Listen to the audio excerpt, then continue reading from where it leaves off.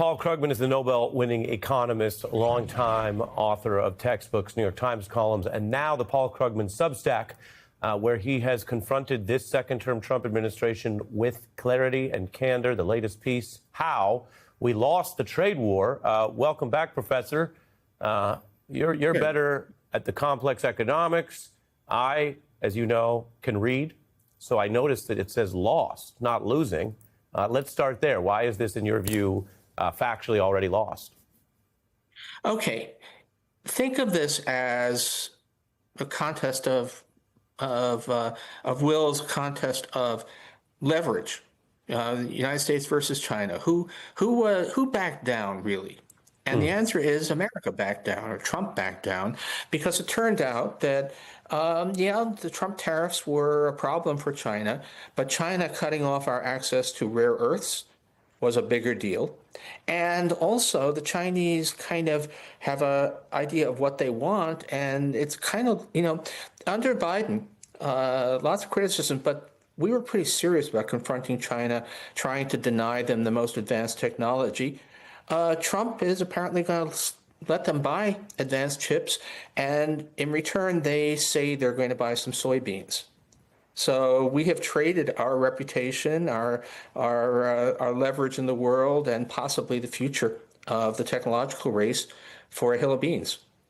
Hill of beans. Did China have better cards, or is Trump bad at playing this card game? Well, China did have better cards. The fact of the matter, which Trump should have understood, somebody should have understood, which is that, look, losing the U.S., some access to the U.S. market is hard, but the Chinese can turn to other sources. Conjuring up a strategic industry like rare earths from a standing start is not something you can do right away. So we entered this in a weak position, but also there was just no clarity. And Trump never had a clear goal in these tariffs. And one of the big strengths of the United States has always been that we have allies, that we were the leader of the free world in a very real sense. But we have now alienated, I guess technical term is pissed off, everybody who should be on our side here. Right. I mean, as all of this was going on, Trump was slapping tariffs on Canada because the Canadian province of Ontario ran a TV ad that made him feel bad. I mean, we've really lost our credibility on the world stage completely over this. Yeah, it sounds like you're saying he was very emotional, which is no way to lead, we're told. I want to show you what the Trump officials are saying. And Professor, as you know, we follow the evidence here, and we fact check, and we have a lot of people on. So in this second term, which has been rocky for the reasons you mentioned, among others, I've had several Trump officials on. This is Peter Navarro, who's a White House trade official. And he said on this program that there is revenue from the tariffs that they've been doing. I want to play this for you and have you walk us through the actual economic data and facts. Take a look. The beautiful things that we've learned about tariffs is they actually raise substantial revenues, and we're turning what looked like to be a fiscal cliff and a deficit that was going to go out of control into something we're going to be able to pay down to the 2 and 3 and 4 billion trillion. So you feel like this is working for the U.S. even though you didn't get all the deals that you vowed. I mean, we don't have 90 deals. Well, now wait a minute. I think we've done beautifully. Professor? Okay. A tariff is a tax. Taxes raise revenue. Big surprise, incredible accomplishment.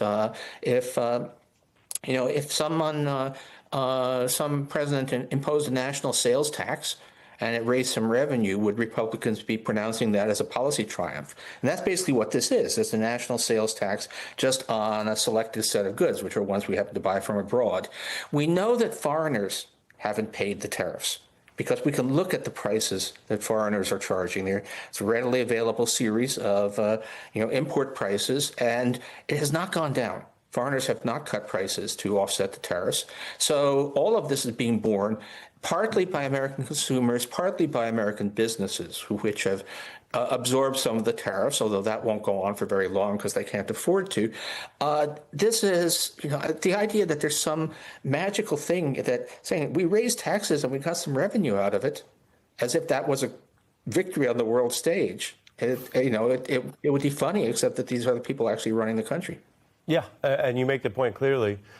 Turning away from government policy and even the politics, just generally, AI has become a giant part of the expectations on Wall Street. The AI chips, which power all these things, ChatGPT and other programs people are familiar with, are produced by one of the big companies, NVIDIA, which is the first company in world history to reach $5 trillion. I mean, it's hard to even understand what that means to most of us. $5 trillion on the actual stocks. Is it possible to say that they are overvalued? Are you concerned? Nice cat there. Are you concerned? Walk us through how you think about this just in the dollars and cents of what's happening in these top tech stocks that are driving most of the current gains across the whole market. Okay, the way I think of NVIDIA is, there's a gold rush on, and they are basically selling picks and shovels to the gold miners. They're not actually selling AI. They're selling the gear that you use to produce AI, and which is a little bit better. The fact of the matter, we have seen very little evidence that people are willing to pay a lot for AI.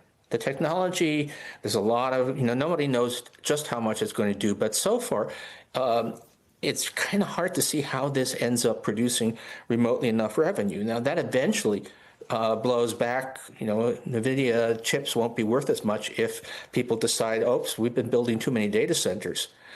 So we don't know that it's always, almost always impossible to be sure that something is a bubble. Housing bubble, there was obviously a bubble, but and the dot-com bubble. This one is a little more complicated, but there's definitely, I've been around for a while, and there is 1999 vibes here. Clear sense that we have a genuinely impressive technology, but it's really hard to see how this justifies the valuations. I could be wrong, but that's... Well, I know you a little bit, Professor, so you're not talking about Prince, Party Like It's 99. You're talking about 99 pre-crash vibe. Yeah, I'm talking about Quest, Ride the Light, and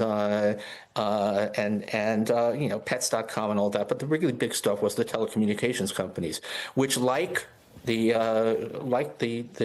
AI sector now, were pouring huge amounts of money into infrastructure to use this wonderful new technology, the internet, which was in fact a wonderful new technology. Yep. But most of them went bust. Yeah, because it was a great technology, but the profits took years to materialize, and other companies ended up making a lot of money off it. And it is scary just how much. I mean, depending upon exactly how you cut the numbers, but basically, the U.S. economy would be certainly borderline in recession if it wasn't for all of this AI spending. Right, and, which is concerns some people.